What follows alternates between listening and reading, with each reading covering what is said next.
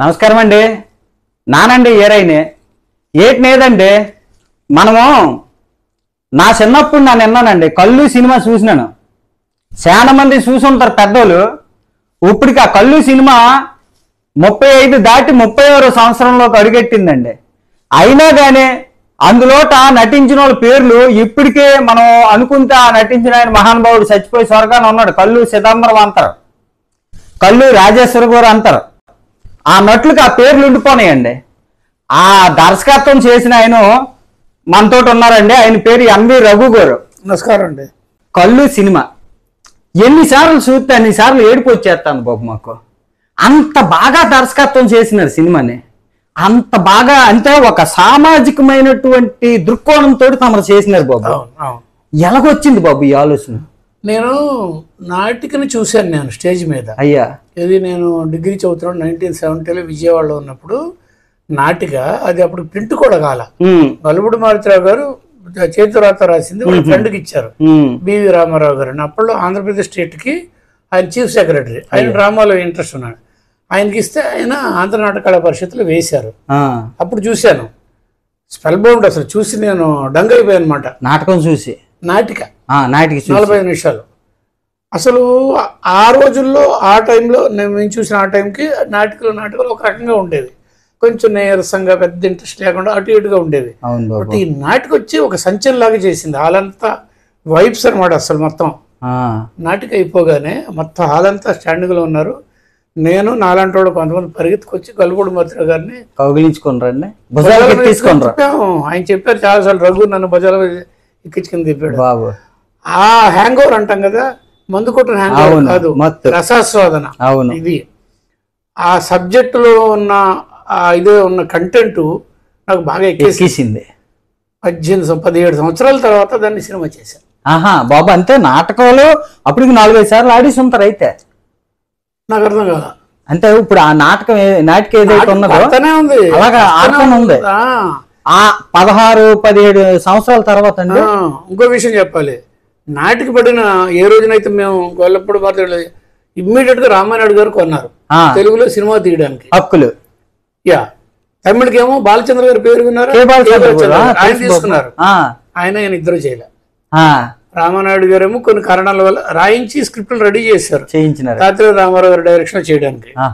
బాలచంద్ర గారు సబ్జెక్ట్ తీసుకొని మళ్ళీ కొంత షూట్ చేసి మధ్యలో వేరే ఒక హాలీవుడ్ సినిమా తాలూకు కలిపారు, క్రైమ్ ఎలిమెంట్లు అవన్నీ. అది చూసుకొని ఇది కరెక్ట్ కాదు, గలుబుడి మారుతిరావు గారు ఆత్మ ఏదైతే ఉందో సబ్జెక్ట్ లో ఉంటది కదా, పోయింది, అందుకని ఆయన పక్కన పెట్టేస్తారు. అప్పుడు నేను రామానాయుడు గారి దగ్గరికి వెళ్ళి బత్యంలాడి రైట్లు తీసుకొని బాలచంద్ర గారి దగ్గరికి వెళ్ళి, గురుగారు లాంటి ఆయన కదా, ఆయన బాగా ఇష్టం, విశ్వనాథ్ గారు వాళ్ళిద్దరూ నాకు గొప్ప ఇష్టం అనమాట. వెళ్తే ఆయన తను ఎందుకు వదిలేశాను మధ్యలో అవన్నీ విడమరి చెప్పి, రఘు నువ్వు అది జాగ్రత్త పడు అని చెప్పారు. అప్పుడు వాళ్ళన్నీ చెప్పిన దాన్ని తీసుకుని ఇది చేశా. అయితే ఒకటి గలుబుడి మారుతిరావు గారు తర్వాత ప్రింట్ అయినప్పుడు పీఠిక అంటాం కదా, ముందు రచయితగా చెప్తాడు కదా, ఆయన ఏం చెప్పాడంటే, మనం ఒక నాయకుడిని ఎన్నుకుంటాం, ఎమ్మెల్యే కానీ ఎవడైనా కానీ 5 సంవత్సరాలు మన ఎత్తున కూర్చుంటారు. వాళ్ళు మన కోసం పని చేస్తాడని మనం ఓటు వేసాము, మనం ఉద్ధరిస్తాడని. అతను ఏమి చేయట్లేదు. దీని మీద సంపాదించుకుంటాడు తప్పించి మనకేమి చేయట్లేదు. ఆ మొక్క తమ సినిమాలో కూడా ఒక దగ్గర చెప్పాను కూడా. అప్పుడు ఆయన అన్నది ఏంటంటే, అలాగా ఎలక్ట్ చేసుకుని మనమే వాళ్ళని దింపేసే హక్కు మనకు రావాలి, అది మన రాజ్యాంగంలో లేదు. కాల్ బ్యాక్ అంటారు. కాల్ బ్యాక్ చేయడం అనేది లేదు. అది ఉండాలనే ఉద్దేశంతో కళ్ళు ఎవరైతే ఇచ్చారో కళ్ళు పోవడానికి కారణాలు అవుతున్నట్టు. నేను అది కొంచెం మార్పు చేసుకున్నా, నా మైండ్కి అలా తట్టింది. అంటే కళ్ళుండి కూడా మనసుతో చూడలేని వాళ్ళు గుడ్డి వాళ్ళు నేను అనుకున్నది నిజమే బాబా. సినిమా అదే చెప్పాను. అవును, అంత మంచి అంటే తమరిలోట ఒక సామాజిక దృక్కోణం అనేది లేకపోతే అంత మంచి బాగా ఎలగంత బాబు, నిజం నమ్మరు బాబు. చూసిన వాళ్ళు కళ్ళని నీరెట్టుకుని బయటకు వస్తారు బాబు ఆ సినిమా. అప్పుడైతేనే గానీ ఇప్పుడున్న కుర్రోళ్ళు చూసినా గానీ ఉన్నది బాబు. మానవత్వం అనేది మంచికి సంబంధించిందని కళ్ళు చిదంబరం బాగా ఎంజాయ్ చేస్తుంటారు. అవును బాబు. అది ఒరిజినల్ నాటికలో లేదు. అవును, నేను అనుకున్నది. అవన్నీ వైజాగ్. అయితే దానికి చిదంబరం గారినే తీసుకోవాలని ఎందుకు అనిపించిందండి? అయితే దొంగ గుడ్డోడు అంటే నిజంగా గుడ్డోడు కాదు, కళ్ళు ఇటోటి కన్నులాగా గుడ్డోడులాగా నటిస్తూ జీవిస్తాడు. అది నాకు ఒక చిన్న ఒక హాలీవుడ్ సినిమాలో అలాగే లుక్ వేసే ఒక మనిషి నాకు ఇష్టం. అలాగ ఉండాలని సెర్చ్ చేసి పట్టుకున్నారు చిదంబరం గారు. ఆ సినిమా తోటి ఆయనకి మంచి పేరు వచ్చింది బాబు, చాలా పెద్ద పేరు వచ్చింది ఆయనకి. సో ఆ సినిమాని ఆయన ఎంటర్టైన్మెంట్ పార్ట్ లో ఆయన నిలబెట్టాడు. అవును బాబు. మిగిలినంతనేమో బాధాకరంగా ఉంటది, ఇదేమో మధ్యలో నవ్విస్తుంటారు. బట్ అందులో కూడా హ్యూమన్ ఎలిమెంట్ ఉన్నది బాబు. ఒక దగ్గర చూడండి, చిల్లర బాబు గుడ్డోడిని అంతే 5 పైసలు వేసి చిల్లరంతా వెళ్ళిపోతాడు. అలాంటి దగ్గరలో కొంచెం మానవత్వం కూడా చూపించినారు. అదే కాకుండా బాబు ఇక్కడ తమరికి ఇంకొక మాట, చిరంజీవి గారు ఈ సినిమాకి మాటలు చెప్పినారు, డబ్బింగ్. అది నన్ను చూసినంత సేపు ఏంటనుకుంటానంటే, మీరు అక్కడ ఎలాగిచ్చినారంటే అక్కడ నిజంగా ఉన్నది చిరంజీవి గారేనేమో అని డౌట్ కల్పించినారు మా అందరికి. ఇలాగ ఈ ఖైదీ డ్రెస్ వేసుకొని నిలబడి వెనక నుంచి ముఖం కనపడకంట ఆయన మాట్లాడుతుంటే నానేటనుకున్నంటే చిరంజీవి గారే నటించినారేమో అనుకున్నాం. అక్కడ ఇంకొక ఎక్కి నెట్టినారు. ఆ ఎట్టడానికి గల కారణం ఏంటి బాబు? చిరంజీవి కూడా డబ్బింగ్ చెప్పడానికి బాగా క్లోజ్ ఫ్రెండ్స్ మేము. అవును. ఒకే రూమ్ లో నేను బయటకు వచ్చాను, వాళ్ళు ఎంటర్ అయ్యారు. అలాగే ఒకే రూమ్ కి సంబంధించిన మనుషులు. అది కాకుండా ఇండస్ట్రీలో బాగా క్లోజ్. ఏంటి రఘు నా చేత ఎవరికో డబ్బింగ్ చెప్పిస్తున్నావు ఏంటి అన్నాడు. అంటే లేదు బాస్, ఇప్పుడు ఆ గుడ్డి వాళ్ళకి గుడ్డి వాళ్ళు అనకూడదు ఈ రోజుల్లో, అందులకి మనిషి వాయిసే వింటారు తప్పించి వాళ్ళకి తెలియదు ఎలా ఉంటాడు అనేది. చిరంజీవి గారు ఇలా ఉంటాడు అనేది ఆ మనిషి ఎలాగైనా అనుకోవచ్చు. తనే అడిగాను నన్ను, ఏంటి నేను కూడా డబ్బింగ్ చెప్పడం ఏంటి, ఎందుకు అలా చేయిస్తున్నావు అంటే, బాస్ వాళ్ళకి నీ వాయిసే లెక్క, వాళ్ళ ఉద్దేశంలో చూడలేదు కదా చిరంజీవి గారు ఎలా ఉంటే తెలియదు, ఊహించుకుంటారు అంతే. అందుకని చిరంజీవిని చూపించకూడదు డెఫినెట్ గా. ఇది మంచి ఆలోచన చెప్పి ఆ వాయిస్ వాళ్ళు ఊహల్లోకి వెళ్ళి రకరకాలుగా. అవును, అంటే చిరంజీవి గారు ఎలాగైనా ఉండొచ్చు వాళ్ళ దృష్టిలో. అందుకని దీన్ని మళ్ళీ వెనకాల మళ్ళీ అభిమానులు తిడతారు కదా. అవును, అందుకని ఆ సితార బుక్ మీద కవర్ పేజ్ చూసి అరే ఈయన భలే ఉన్నాడే, ఆయన చిరంజీవి గారిని ముద్దు పెట్టుకుంటాడు. అవును బాబు, అవన్నీ కవర్ చేశాను. అలాగే బాబు ఇంకొక మాట తమరిని అడుగుదాం అనుకున్నాం, ఏం పాటలు రాయించినారు బాబు? సీతారాం శాస్త్రి ఒక సింగిల్ కార్డు. ఏం పాటలు? సిరివెన్నెల సీతారాం శాస్త్రి. ప్రతి పాట కూడా ఒకటనేది కానీ ప్రతి పాట కూడా అద్భుతాలు బాబు. అదే విధంగా చూసుకుంటే నాను ఆ పాట ఈ సినిమాలో అన్న విషయం అయితే నాకు తెలియదండి బాబు. నేను ఒక్క సినిమాలో అనుకున్నాం, ఏది తెల్లారింది లేకండు ఆ పాట ఉన్నది కదా బాబు, ఎంత అద్భుతంగా ఉంటదంటే ఈ రోజుకి కూడా చాలా మంది ఆ పాట వింటున్నారండి. వింటున్నారండి ఆ పాట. సాంగ్ అండి. ఇంకో విషయం మీకు చెప్పాలి, సీతారామ శాస్త్రికి సిరివెన్నెల అని పేరు వచ్చింది కదా. అవును బాబు, సిరివెన్నెల సీతారామ శాస్త్రి. ఎందుకు వచ్చింది? సినిమా వల్ల. అవును, ఆ సినిమాకి నేను కెమెరామెన్. అవును బాబు, సిరివెన్నెల అక్కడ కూడా వద్దాం అనుకున్నా. ఓకే, నెక్స్ట్ ఏంటంటే ఫస్ట్ టైం జీవితంలో అతను రాయడం కాకుండా పాడినారు ఈ సినిమా. మొట్టమొదటిసారి సీతారామ శాస్త్రి గారు పాట పాడడం అనేది తమర సినిమా తోటి సాధ్యమయ్యింది. అయితే బాబు ఇక్కడే తమరు ఇందాక అడుగుదాం అనుకున్నాం ఈ మాట. తమరు సినిమాటోగ్రఫీలో జాయిన్ అయినారని, ఏదే వాహిని సంస్థలోకి జాయిన్ అయినారని విన్నానండి బాబు. అయితే సినిమాటోగ్రఫీ నుంచి తమరు దర్శకత్వంలోకి ఎలా మారినారు?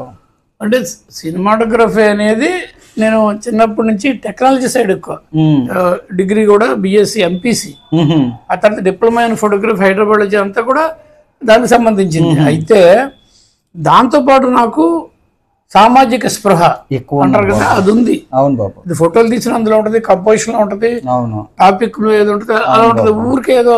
అవును బాబు, అది తమరు చేసిన సినిమాలు చూసిన అర్థమైపోతుంది. అలాగే డెవలప్ అయిన తర్వాత కొన్ని సబ్జెక్ట్స్ దగ్గర ఎక్కడో కొన్ని సీన్ల దగ్గర నేనైతే ఇలా చేసి ఉండేవాడిని, ఇలా అయితే ఇంకా వస్తుంది అని ఎక్కడో మనసులో అనిపిస్తుంది కదా. రెండోది ఏంటంటే క్రియేటర్స్ మేమంతా, నేను కూడా క్రియేటర్ అనుకుంటాను. ఖచ్చితంగా బాబు, పొగరవ్వచ్చు లేదు కాదు బాబు, ఖచ్చితంగా అది ఆత్మవిశ్వాసం అంటారు బాబు. అదే ఆ క్రియేటివ్ పీపుల్ ఏంటంటే ఒక చోట సెటిల్ అయిపోయాం మేము. అవును బాబు, ఇదైతే ఇది అండ్ కాదు, ఇంకోటేదో ఉంటుంది. లెర్నింగ్ దాంట్లోనే డైరెక్షన్ మీద కొంచెం మోజు పుట్టింది.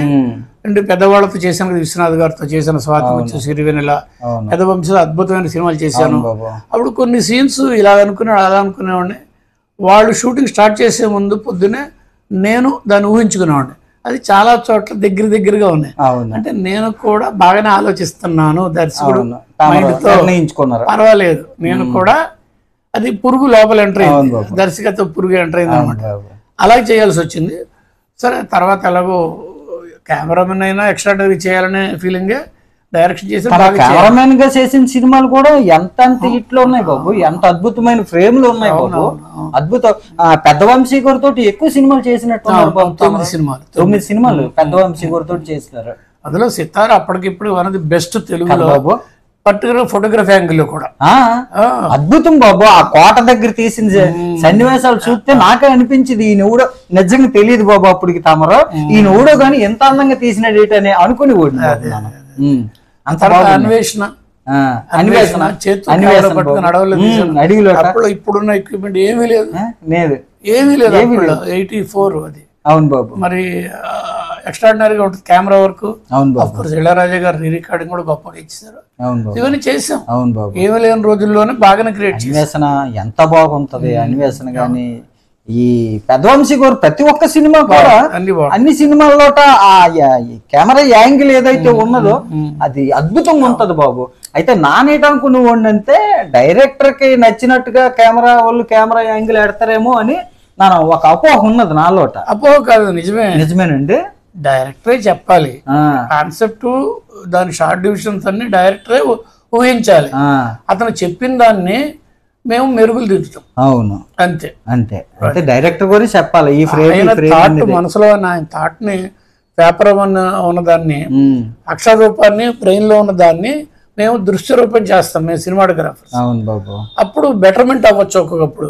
అక్కడ ఏమైనా చిన్న ఇలా చెప్తే ఇక్కడ బస్ ఇక్కడ పెడితే బాగుంటుంది అంటే ఆయన ఓకే అనొచ్చు. అలాగా బట్ ఫస్ట్ వాళ్ళ థాట్. అవును, అయినా కానీ ఇక్కడ ఒకటి మనం ఆలోచించుకోవాలి బాబు, ఎవరి థాట్ అయినా కంట్రిబ్యూషన్. ఇప్పుడు డైరెక్టర్ మారిపోతారు, డైరెక్టర్ మారిపోయినా ఫ్రేమ్ మారిపోదు కదండి, అది తమరి దగ్గర ఉంటది. అది తమరి విద్వత్తు చూపించుకోవడమే. అయితే బాబు ఇంకొక మాట ఇక్కడ, ఏది రాజశేఖర్ గారిని ఇలం లాగా చూపించినారండి సినిమాలోట. ఒక టైప్ ఆఫ్ ట్రీట్మెంట్ అది. అది యాక్చువల్ గా ఏంటంటే హీరో అయ్యి ఉండి రాజశేఖర్ ఆర్తనాథ సినిమా 4-3 ఎంటర్ అవుతాడు. ఎప్పుడైనా 4-3 ఎంటర్ అవుతాడు లేదు. ఓపీరావు గానే మంచి సులభమైన షార్ట్స్, మోటార్ బైక్ మీద బండి పెట్టి అక్కడ కెమెరా పెట్టుకుని ఓపెన్ చేసి తర్వాత కట్ చేసి 4-3లో అంటే వాంటెడ్ గా. ఎందుకంటే అతను సిఐడి టైప్ ఆఫ్ క్యారెక్టర్. ఎవరు చంపారు ఏంటి అనేది సినిమాలు అదే కదా. కథలో వాళ్ళు సినిమా షూటింగ్ వెళ్తారు క్రైమ్ సబ్జెక్ట్ తీసుకుని, కథలో ఉండడం ఎలా ఉన్నా అలాగే అసలైన మనుషులు కూడా చచ్చిపోతా ఉంటారు. అవును. సో దాన్ని ఎలాగ ఎవరు పసిగడతాడు ఏంటి అనేది ఇతను ద్వారా జరిగింది. అయితే తమరు అప్పుడెప్పుడో తీసిన కథ, అలాంటి కథతోటి ఆ తర్వాత కాలంలో 2-3 సినిమాలు వచ్చినాయి బాబు. 2-3 సినిమాలు వచ్చినాయి, అవి ఇట్లు కూడా అయినాయి బాబు. అదే కథ. ఇక్కడ ఈ లేట్ రాసుకుంటున్న అరవింద్ అనేది ఆ కథ అదే బాబు. ఆయన ఏటి రాసుకుంటుంటాడో అయ్యే జరుగుతుంటాయి అనమాట. నాకు ఈ సినిమా చూసిన తర్వాత తమ సినిమా గుర్తుకొచ్చింది. ఎందుకంటే అది అలాగే ఉంటది, ఇది అలాగే ఉంటది. ఈ తీయడంలో డిఫరెన్స్. ఇది ఒక సంగతి. అయితే బాబు చిరంజీవి గారితో తమరు ఎన్ని సినిమాలు చేసి ఉంటారు? 2 స్ట్రైట్ చేసింది, 2 సరే మన అడ్జస్ట్మెంట్ వర్క్ అంటారు కదా, వేరే కెమెరా అడ్జస్ట్ చేయడం లాంటి కొన్ని చేశాను. స్వామి గారు మా గురువు గారు అసిస్టెంట్ గా చేశాను. నేను డైరెక్ట్ గా చేసింది నా జీవితంలో ఫస్ట్ పిక్చర్ గా ప్రపంచం చూసింది మగమహారాజు. కొత్త దంపతులు మొదట రెడీ అయింది, నన్ను ఇండిపెండెంట్ చేసింది, రిలీజ్ లేట్ అయింది. అది ఈ లోపు మగమహారాజు వచ్చేసింది. అది చిరంజీవి గారు పెద్ద హిట్. అది ఆయన మంచి రైజ్ అవుతారు. తర్వాత రెండో సినిమా మహానగరంలో మాయ, అది కూడా సక్సెస్. అయితే బాబు తమరు జీవితం ఎక్కడ మొదలయ్యింది, ఇప్పుడు ఈ రోజు దాకా సాగిన క్రమంలో? అన్ని చోట్ల సేమ్ సుత్తేసినట్టు కదా గబుక్కుని చెప్పేస్తారు. చెప్పండి బాబు. నాన్నగారు రైల్వేస్ లో వర్క్ చేస్తున్నారు, టీటీ అంటాం కదా. ఆయన భీమవరంలో ఉన్నప్పుడు నేను పట్టా, వెస్ట్ గోదావరి భీమవరం. తర్వాత అక్కడి నుంచి నాన్నగారు ట్రాన్స్ఫర్ చేసిన చోటకల్లా వెళ్ళడం జరిగింది. భీమవరం నుంచి గుంటూరు, హై స్కూల్ ఎక్కువ గుంటూరులో జరిగింది. గుంటూరు నుంచి రాజమండ్రి ఆర్ట్స్ కాలేజీలో only first year degree, second third years విజయవాడలో ఎస్ఆర్ఆర్ అండ్ సిఆర్ గవర్నమెంట్ కాలేజ్లో. ఇలాగ అంత ముందంత వరకు ఒక రకంగా ఉంది నా జీవితం. ఎస్ఆర్ కాలేజీలో విజయవాడలో చేరినప్పటి నుంచి మా సిస్టర్ కూడా నాకు మా కాలేజీలోనే నాకు జూనియర్ అట్లా అట్లా చేసుకొని ఆవిడ తాలూ క్లాస్మేట్స్ అబ్బాయిలు మేము అందరం కలవడంతో జంజాల పరిచయం, సుత్తి వీరభద్రరావు పరిచయం, అశ్వినదత్ జూనియర్ అనుకోండి, మాధవెద్ది రమేష్ సింగరు, వీళ్ళందరితో పరిచయాలు అయ్యి వాళ్ళు చేసి డ్రామాలు దాని మీద నేను టెక్నికల్ మళ్ళీ అక్కడ కూడా నేనేం లేదు, మళ్ళీ టెక్నికల్ గానే చేసేవాడు. సౌండ్ సెట్లు లైటింగ్ చూసుకోవడం, అక్కడి నుంచి నాలో కొంచెం రకమైన కళల మీద ఆసక్తి పెరిగి అలాగా కంటిన్యూ చేశాను. డిప్లొమా ఇన్ ఫోటోగ్రఫీ అయిపోయిన తర్వాత హైదరాబాద్ లో నేను మెడ్రాస్ తీసుకెళ్ళాను. బాబు ఇక్కడ ఒక మాట, ఎందుకంటే ఆ రోజుల్లో చదువు అంటే ఇప్పుడు తమరు చెప్పినట్టు డిప్లొమా ఫోటోగ్రఫీ కలిసి వెళ్తే అమ్మ నాన్న ఊరుకుండేవారు కాదు. తమరికి అలాంటి ఆటంకం ఏదైనా ఎదురయ్యిందా? ఆటంకం కాదు, నన్ను బాగా సపోర్ట్ చేసింది మా నాన్నగారు. ఎందుకంటే మా నాన్నగారు హాబీ ఫోటోగ్రాఫర్ గా జీవితం, నేను కళ్ళు తెరిచే టైంకి ఇంట్లోనే చిన్న బాక్స్ కెమెరాతో నాన్నగారు ఫోటోలు తీయడం, ఇంట్లోనే డెవలపింగ్.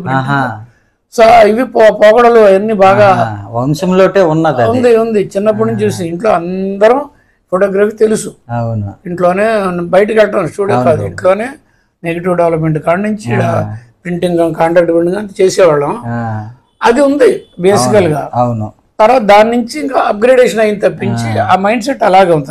అంటే నాన్నగారు రక్తంలో కూడా అదే ఉన్నది కాబట్టి మీకు సపోర్ట్ చేసినారు. నాన్నగారు బాగా, మా అమ్మగారు అయితే కొంచెం అటు ఇటుగా ఉన్నారు, ఎంఏ చదవచ్చు కదా, డిగ్రీ తర్వాత ఇంకోటి చదవచ్చు, అదే నేను ఇలాగ వెళ్తానంటే ఆవిడ ఒప్పుకున్నారు. తర్వాత నాన్నగారు మాత్రం దగ్గరుండి నన్ను మెడ్రాస్ తీసుకొచ్చి రైల్వేలో పనిచేస్తాను. అప్పుడు కూడా నేను రూమ్ లో ఉన్నప్పుడు బ్యాచ్ లో ఉన్నప్పుడు కష్టంగా ఉండేది, తనే తీసుకొచ్చి బియ్యము ఉప్పు పప్పు లాంటి ఇవ్వడాలు. ఎంతమంది బాబు కుటుంబం? మేము 5గురం అండి, 2 అక్కలు నాకు, మధ్యలో నేను, ఇంకా 2 తమ్ముళ్ళు, 5గురం అండి. అన్నల్లో మీరే పెద్దోళ్ళు, మగోళ్ళు మీరే పెద్ద. అవునండి, అవునండి. పెద్దబాబు అంటారు కూడా. అవును బాబు, పెద్దబాబు అంటారు. మరి ఇంటికి పెద్ద అయినప్పుడు పెద్దబాబే కదా బాబు. తమరిలోట దర్శకుడు అంటే ನಾನು చూసిన దర్శకుడు ఒక దాసరి నారాయణరావు గారిని చూసినానండి. అంటే ఒక సామాజిక దృక్పథం అనేది ఉండాలి బాబు దర్శకుడిలోట. అలాగే తమను చూసుకుంటే జంజాల గారు ఎంత హాస్యాస్పదంగా తీసినా గానీ ఆయన తీసిన సినిమాలోట మనం చూసుకుంటే ఎక్కడో ఒక మూల సామాజిక కోణం అనేది ఉంటది బాబు. అలా మన పెదవంశీ గారు తీసిన సినిమాల్లోట గాని ఇలాంటిది తమరిలోట పుష్కలంగా కనపడుతుంది. ఈ రోజుకి కూడా తమరు మాట్లాడుతున్న మాటల్లో కూడా ఇది నాకు కనబడుతుంది బాబు. తమరు మళ్ళా ఎందుకు ఒక సినిమా చేయకూడదు అనేది నా చేస్తాను. అయితే పిల్లి మెళ్ళ గంట అంటారు కదా, ఆ గంట కట్టే మనిషి దొరకట్లా. రెండోది ఏంటంటే నాకు చాలా వీక్ ఒక చోట ఏంటంటే డైరెక్టర్ అనే వాళ్ళకి ఒక విద్య విధానం, ప్రొడ్యూసర్ని పడగొట్టే విద్య ఉంటుంది. అవును బాబు. నేరేట్ చేయడంలో కానీ అది మాటల చాతుర్యంతో కానీ ఏదైనా చేయాలి, అక్కడ కొంచెం నేను వీక్. అది రెండోది ఏంటంటే జనరల్గా ఇండస్ట్రీలో కూడా నేను డైరెక్షన్ డిపార్ట్మెంట్లోనే కెరీర్ స్టార్ట్ చేసుకొని అసిస్టెంట్, కో డైరెక్టర్, అదే అసోసియేట్ కో డైరెక్టర్ అలా వచ్చుంటే అలా ఒప్పేసుకుంటారు. అవును. ఎవడో డిపార్ట్మెంట్ వచ్చి మా డిపార్ట్మెంట్ లోకి వచ్చాడు, ఇది కూడా ఇబ్బంది ఉంటుంది. ఇవన్నీ కూడా part and parcel of game లో అన్నమాట. అది మనకి మీకు ఆలోచన ధోరణిని బట్టి ఉన్నదని చాలా మంది తెలుసుకోలేకపోవడం అలా అమాయకత్వం అనుకోవాలి బాబు. ఎందుకంటే తమరు ఆలోచన విధానంలోట కళ్ళు సినిమా చూసిన వాళ్ళు ఎవరైనా సరే తమరికి చెప్తానండి, కళ్ళు సినిమా చూడండి, కళ్ళు సినిమా చూసిన వాళ్ళు ఎవరైనా సరే ఆ దర్శకుడికి ఆయనకున్న జ్ఞానానికి ఆయనకున్న మేధస్సుకి సలాం పట్టకపోతే నా పేరు రిలీజియర్ అయ్యే కాదండి. అంత చక్కగా తీసినారు. ఆ తర్వాత వచ్చిన సినిమా అదే కోణంలో తీసినా గానీ చాలా మందికి నచ్చలేదు. ఇప్పుడు సచిన్ టెండూల్కర్ ఉన్నారంటే అన్నిసార్లు సెంచరీలు కొట్టిరండి, అప్పుడప్పుడు 1-2 కూడా అవుట్ అయిపోతుంటారు. అలాగా జరిగిన దాన్ని రఘు గారు ఆయన మనసు ఇది చేసేసుకుంటారు. కానీ బాబు నిజం చెప్తానండి, తమరు కనుక అప్పటి నుంచే తీయడం మొదలెట్టి ఉంటే గనక అంటే ఒకటి జరిగింది బ్రదర్. వేరే సినిమా నాది ఆర్తనాదం కాదు, రెండో సినిమా ఇంకా గొప్ప సబ్జెక్ట్, చాలా గొప్ప సబ్జెక్ట్. అమెరికాలో జరుగుతున్న ట్రూగా జరిగిన ఒక కాలేజీ లెక్చరర్ స్టూడెంట్స్ మధ్యలో చాలా గొప్ప సబ్జెక్ట్. అది నేను తయారీ చేసుకొని రెడీగా ఉంటే అంటే దాన్ని ఏమంటారు, రాత అంటారు కదా, తలరాత. సుమన్ గారు ఆ లెక్చరర్ క్యారెక్టర్, ఒక లెక్చరర్ స్టూడెంట్స్ మధ్యలో చాలా ఇంపార్టెంట్ సబ్జెక్ట్. అది సుమన్ గారిని లోపల కొన్నాళ్ళు పెట్టారు కదా, అప్పుడు అది పక్కకి వెళ్ళిపోయింది. చాలా బాగా తయారు చేసుకున్నాను. అది కానీ వచ్చుంటే నాకుంటూ ఒక స్పెషల్ ఇమేజ్ ఉండేది. కళ్ళు తర్వాత దాని పేరు అప్పుడు పెట్టింది నేను, టైటిల్ కూడా మర్చిపోయి చూసారు, చాలా గ్యాప్ వచ్చింది. ఇప్పుడు 80ల కాలంలో అది. సో నా సబ్జెక్టులు వేరే చాలా మంచి మంచి ఉన్నాయి. అదేనండి, ఎటుపోయి ఎటు వచ్చినా సామాజిక స్పృహ అన్డైరెక్ట్ గా డైరెక్ట్ గా ఉంటుంది, విత్ ఎంటర్టైన్మెంట్ ఫాలోస్. అవును, ఒక లేయర్ లో ఎంటర్టైన్మెంట్ ఫాలో అవుతూనే ఉంటుంది. అలాగ అనుకున్నాను. అది సరే బాబు, తమరినైతే ఒకటే అడుగుతాను బాబు, తమను బతిమలాడుకుంటాను. ఎందుకంటే తమరనాటోళ్ళు ఈ రోజుల్లో ఇప్పుడున్న కాలంలో చూసుకుంటే కుర్రకారు అందరూ కూడా పనికి మాలిన సినిమాలకి ఎగబడిపోతాండ్రు బాబు, పనికి రాని హీరోయిజాలకు వెళ్ళిపోతాండ్రు బాబు. అలాంటి టైంలో తమలాటోళ్ళు కనుక ఒక మంచి సినిమాని జనాల మధ్యకి తీసుకొస్తే అది ఆడిందా ఆడినేదా, ఎన్ని రోజులు ఆడింది, ఎంత సంపాదించింది అని పట్టించుకొని నిర్మాత కనుక ఉంటే, నిజం బాబు ఇది కూడా ఆలోచించాల. తమరు ఇంకొక సినిమా కనుక మా కోసం తీస్తే అది ఖచ్చితంగా జనాలకి ఎంవి రఘుగోర్ అంతే ఏటనేది చూపించేస్తారు బాబు. నేను కూడా విసుగు చందని విక్రమార్కుడిలాగా ట్రై చేస్తున్నా ఉన్నాను. కాకపోతే నిర్మాతలు ముందుకు రావాలి, ఎందుకంటే అది ఇట్స్ బిజినెస్. సినిమా ఏంటి, ప్రజాసేవ కాదు వాళ్ళు చేసేది, వ్యాపారం. సమాజ ఏది కాదు, వ్యాపారం. అంటే రూపాయి పెడితే మినిమం రూపాయిని వెనక రావాలి, దానిపై లాభాలు రావాలి కదా. నిన్ను ఉద్ధరించడానికంటే నన్ను ఇంకోళ్ళు ఎవరిని ఉద్ధరించడానికి సినిమా చేయలేదు. కాబట్టి వాళ్ళకి డబ్బులు వచ్చే యాంగిల్లో ఉన్నదాన్ని వాళ్ళు యాక్సెప్ట్ చేస్తారు, ఇన్వైట్ చేస్తారు. ఇప్పుడు యూత్ పాకెట్లోంచి డబ్బులు చేయడం అనేదే వాళ్ళ క్రైటీరియా.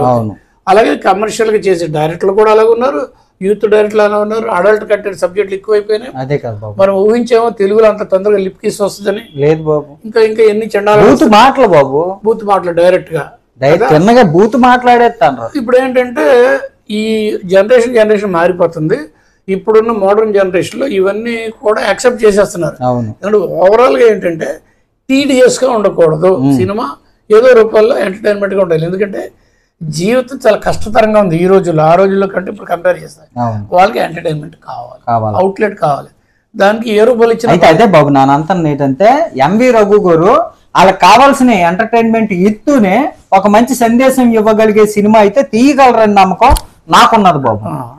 నాకే కాదు చాలా మంది ప్రేక్షకులకు ఉన్నారు. డెఫినెట్ గా చేస్తాను, త్వరలోనే న్యూస్ వింటారు. తమరు ఖచ్చితంగా చెయ్యాలని మనస్ఫూర్తిగా కోరుకుంటాను. నమస్కారం. ఉంటాను బాబు. నమస్కారం అండి. చూసినారు కదా ఎంవి రఘు గారు, ఆయనలోటు ఉన్నటువంటి సామాజిక కోణం ఎంత ఉన్నదనేది. ఎందుకంటే ఇక్కడ ఇంకొక మాట కూడా మనం అనుకోవాలండి, 70, 80 నుంచి 90 వరకు పుట్టిన మనుషులందరూ కూడా ఎంతో కొంత సామాజిక దృక్పథం కలిగి ఉన్నోళ్ళండి. ఖచ్చితంగా చెప్పాలా, 90 తర్వాత వచ్చిన ఈ ప్లాస్టిక్ వ్యర్థాలన్నీ కూడా ఇప్పుడు మారిపోయినాయి. కానీ ఈ ప్లాస్టిక్ వ్యర్థాలను మళ్ళా మార్చాలంటే ఇలాంటి మహానుభావులు ఖచ్చితంగా రావాలండి. ఏంటంటారు? ఉంటానండి.